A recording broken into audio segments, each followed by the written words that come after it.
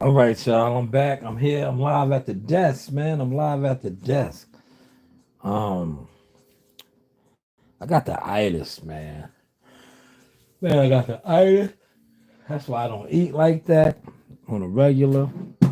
Um, but I bust down about 9 wings, 8 to 9. I think eight. I did four.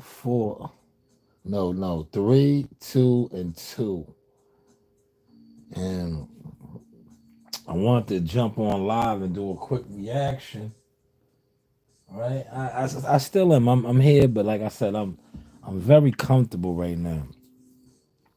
So yesterday or last night, rather, Ceddy Nash and Govan Hernandez got into it on social media, only for the Vlad TV interview to have just dropped. So what we're gonna do is we're gonna play some of that audio, the interview, because he only dropped the first part, I believe.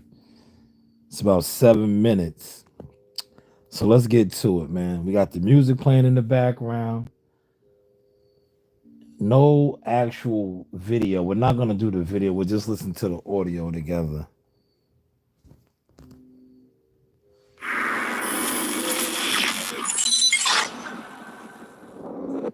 All right, here we go. Today we have Hernandez Govan, who just was found not guilty by a Memphis jury of first-degree murder and conspiracy to commit first-degree murder for the killing of young Dolph. Today he joins us to do his first interview after the case. Hernandez, welcome to Vlad TV. Appreciate you, Vlad, for having me. Well, me and you have actually been talking for a while. Correct. And we were supposed to do this interview a while back, but then things kind of went haywire, so Yeah. here we are today. So I want to start at the very beginning. Born and raised in Memphis? Correct. Now, you got in a lot of trouble over the course of your life. So over 26 years, you were in and out of jail for various crimes like aggravated assault, drug possession, and so forth. Yes. Why are you getting in trouble so much? Well, I'm sure you know I grew up in an environment called Orange Mound, home of A-Ball and MJG. So, it's a pretty rough environment to say it in a nice way. So, growing up, that was all around me. It was all I seen. What was the longest bid that you did? 5, For what? gun possession and drugs. Okay, so leading... All right. I'm watching this too for the first time, man. We all getting this in together. But let's not lose sight of my thumbnail, my title. Remember yesterday he had the back and forth, well, last night with Ceddy Nash. Only now to be on Vlad TV doing this exclusive first interview. And remember, he told he'd be there in 4 days. It looked like 4 days went by quick because he's already doing this first Vlad TV interview, probably many parts, because this is just part one. Smash the like button. Leading up to the incident, you and Big Joke had a relationship. Yes. He was an associate of mine. Yes, sir. You were how old when you met him? Met Juke when I was around between 22 25 years of age. Okay. You guys used to gamble together. Yeah, that's how we met, gambling. Okay, and you guys are like almost cousins? Yeah, his mom married someone years ago. Well, was in a relationship with someone years ago that I'm very close to. And I'll just say that. And so, we used to, that's how we became close associates back in the day, got comfortable with each other gambling and things like that. Okay, and Big Jook is the brother of Yo Gotti. Yes, sir. Now, what's your relationship with Yo Gotti? I don't have a relationship with him. I never met him, never did any business with him whatsoever. That's why it was strange to me, all the comments and hoorah on social media accusing me of doing things that was absolutely not true, because I never had any dealings with Yo Gotti whatsoever, period. Now, what about young Dolph? Yeah, I know Dolph. I knew Dolph personally. Yes, sir. We did business years ago before he actually blew up. He was rapping at the time, but he hadn't blown up yet. Just being in the streets, selling petty marijuana back and forth. So, yeah, I knew Dolph personally. He was a good dude.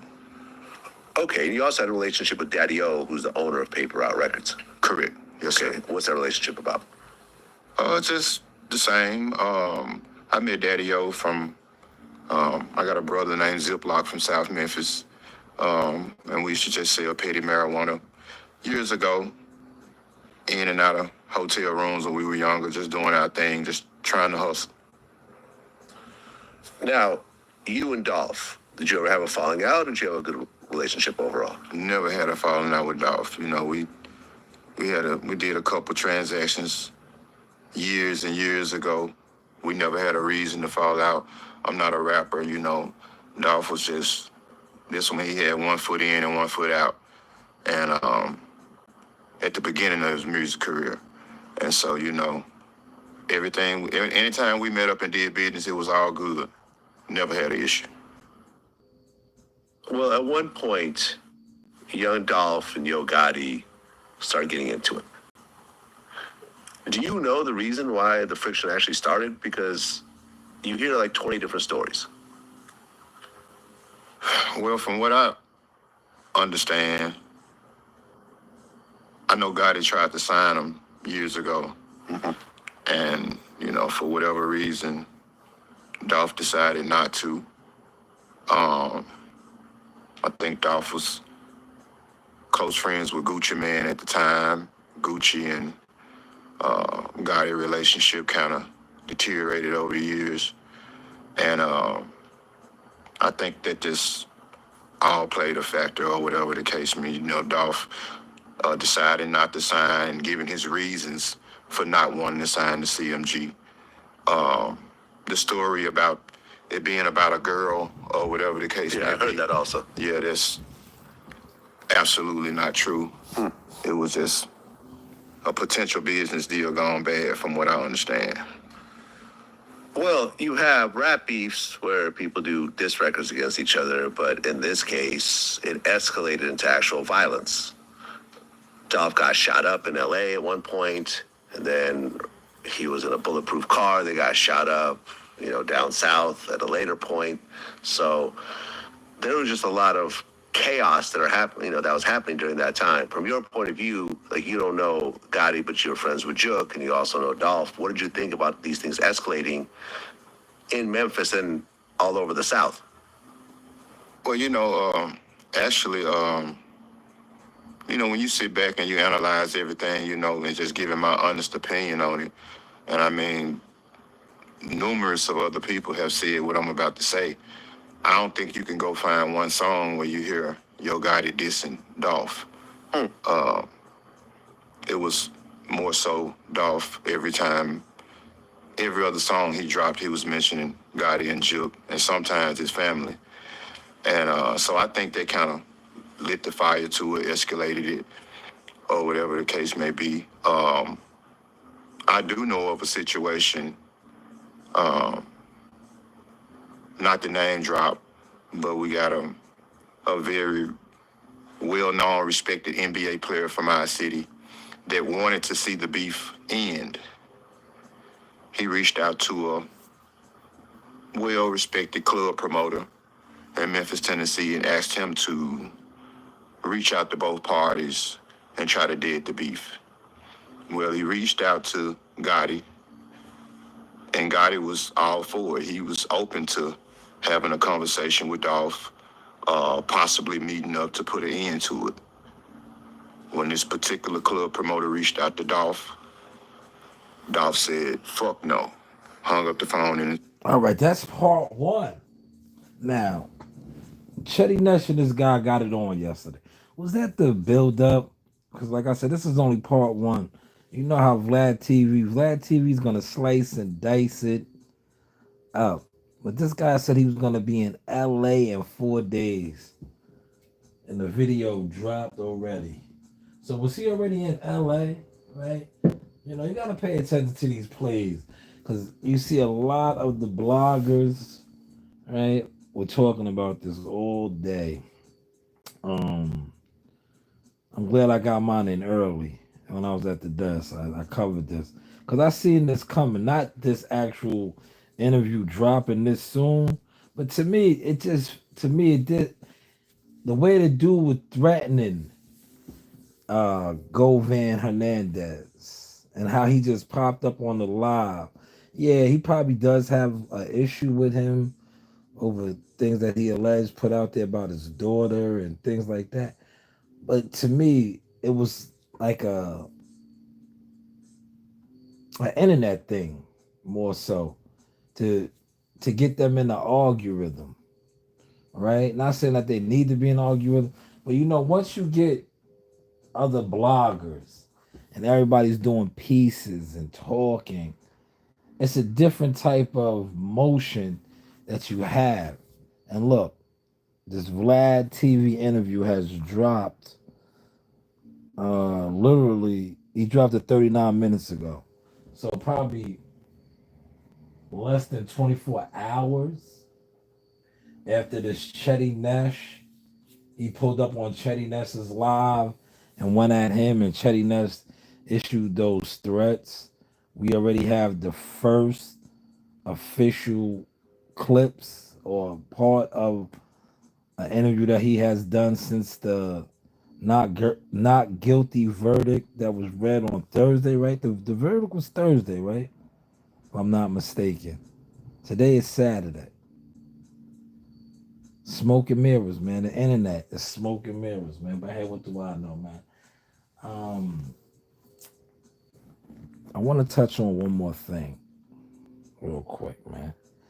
He said that, and it'll probably be more. He'll probably drop more of this interview. Probably be like 17 parts on Vlad TV. But he said a NBA player has attempted to reach out to try to dead the beef. Well-known Memphis NBA player. Dolph was all for it, but yet,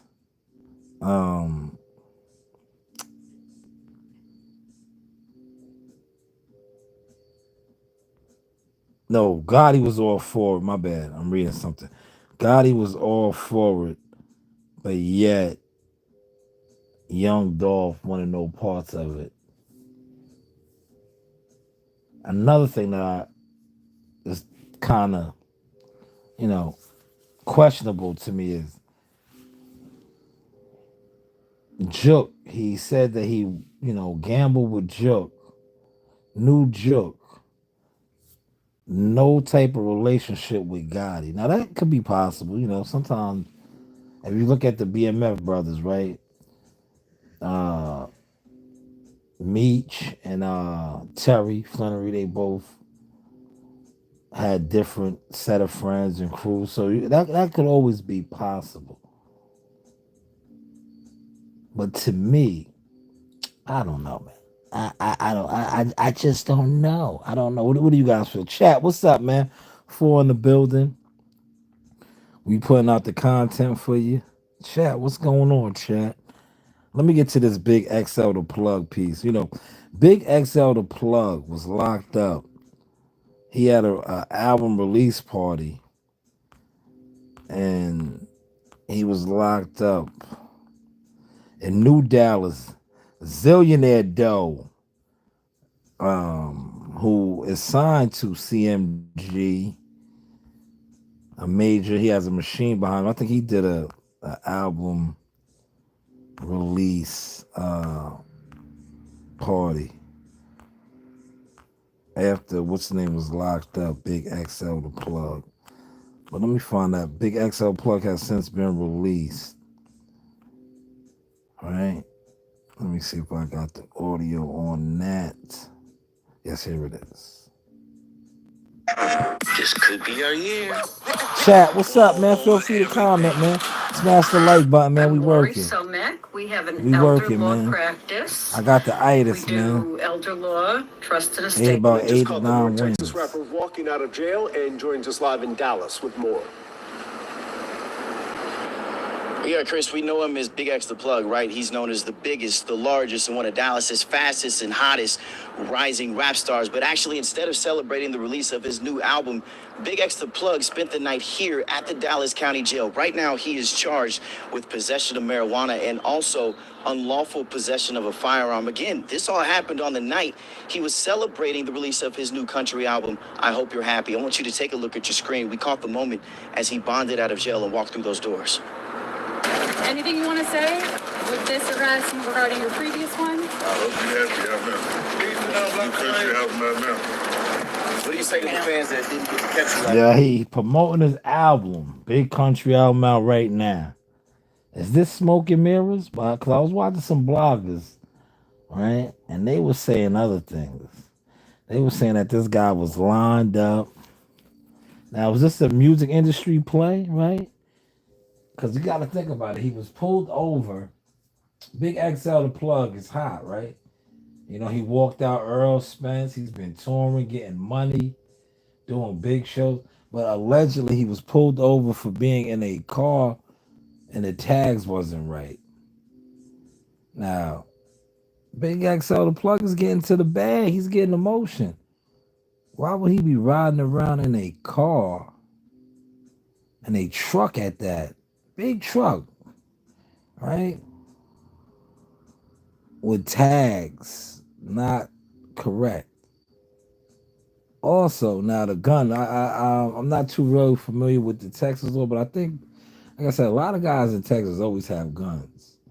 But I was doing a little bit of research, right? The reason why he's charged with the gun is because he's on some sort of a gang list. And when you're on a gang list, you can't have a gun. So they charged him with the gun, but 2 misdemeanors. But you see, the first thing he did was plug his album. We're gonna run it back. I hope you're happy out now. Are you anything tonight?